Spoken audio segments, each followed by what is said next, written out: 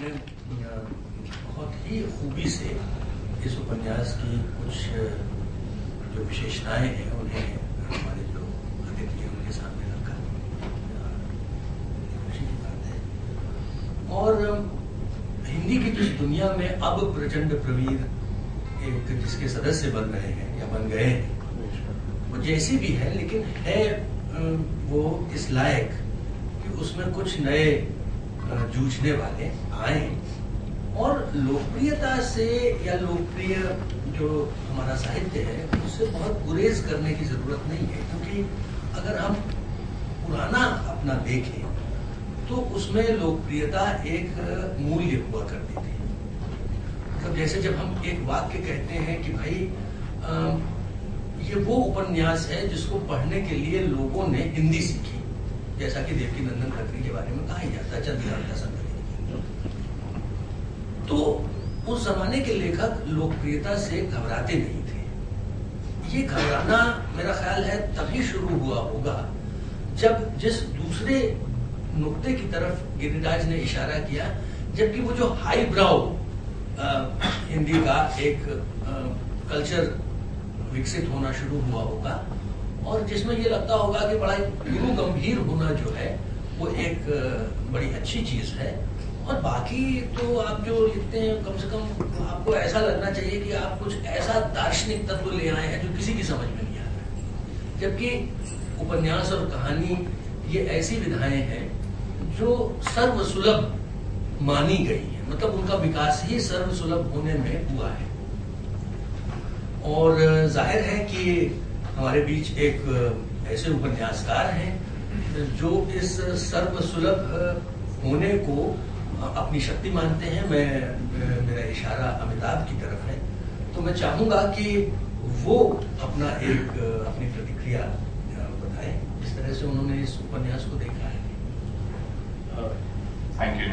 लेकिन इससे पहले क्षमा कीजिएगा अमिताभ, मैं चाहूंगा कि एक अंश आप इसका सुने और वो बड़ा मजेदार है, वही बात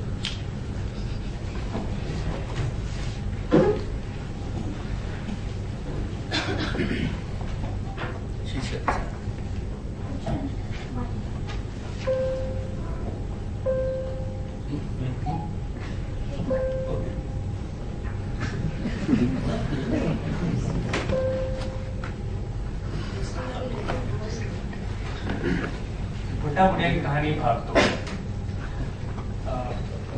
ये भाग 1 में ऐसा होता है कि सत्य और सरसाची दो प्रमुख पात्र हैं। इनके मित्र हैं प्रियांशु और महेंद्र।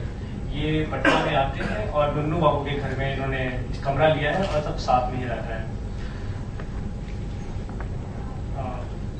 वे कुछ दिन कितने सुंदर थे जब सावन घन सघन बरसते इन आंखों की छाया करते। ये पंक्तियां जयशंकर प्रसाद की उनकी कविता लहर से। पटना में बहुत अच्छी बारिश होती है, ऐसा सावन बिहार से बाहर देखने को नहीं मिलता। नन्नू बाबू का आंगन सावन में भर आता, जोर जोर से बारिश होती तो छत का सारा पानी भी बीच आंगन में गिरता। सत्या अपने घर की रूम की छोटी सी खिड़की से बारिश का पानी गिरते देखता और घर के अहाते को याद किया करता था। प्रियांशु और महेंद्र के रूम में चार खिड़कियां थीं, 2 पश्चिम की तरफ यानी बाहर शास्त्री लेन की गली में और 2 पूरब की तरफ यानी नन्नू बाबू के आंगन में खुलती थी।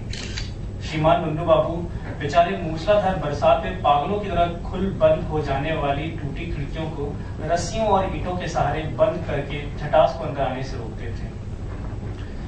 नन्नू बाबू के यहाँ पानी भरने का तरीका अजीब था। एक बेचारी मोटर नगर पालिका के सप्लाई वाले पानी को ऊपर चढ़ाया करती थी।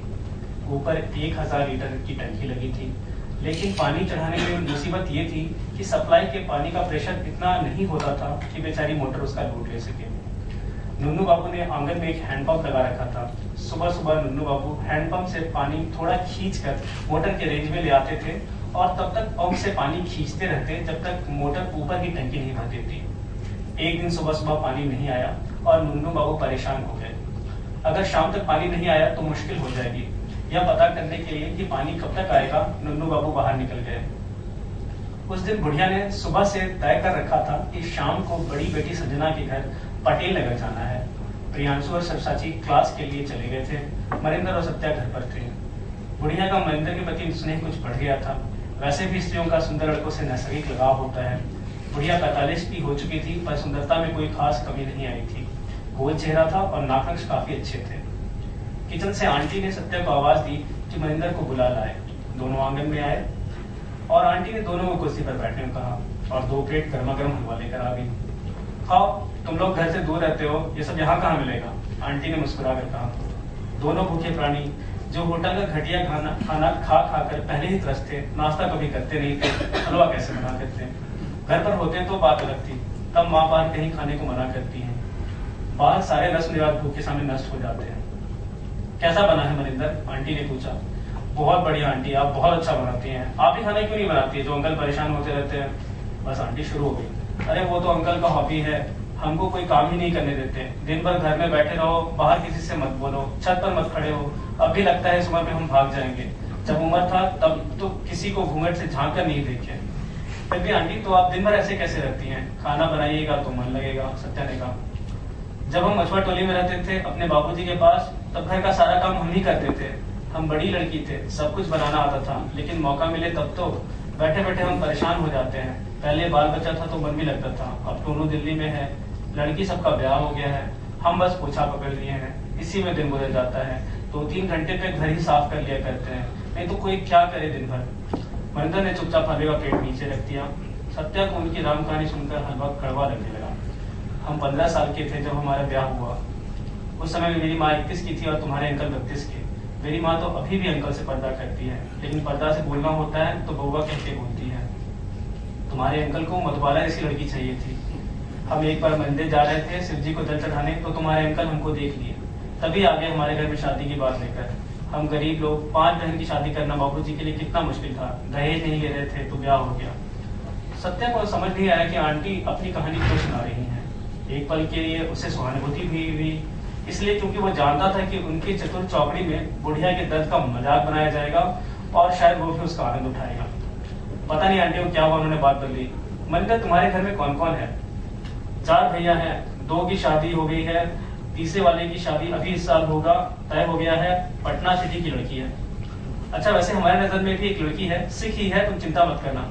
देखिए आंटी, मेरे चौथे भैया थोड़े अजीब से हैं, वो अपने मन से ही शादी करेंगे और वही सही रहेगा उनके लिए। मनिंदर बड़े जोश में बोला। इस जोश का कारण सत्या को नहीं समझ में आया। हाँ, इतना पता चल रहा था कि आंटी ने मनिंदर के लिए कोई स्वर्णिया ढूंढ रखी थी। तुम लेकिन अरेंज मैरिज ही करना, आंटी मुस्कुराई। अब सत्या हंसने लगा और कहा, मनिंदर तुम्हारे लिए आंटी अच्छी लड़की ढूंढ देंगी। आंटी भी हंसने लगी।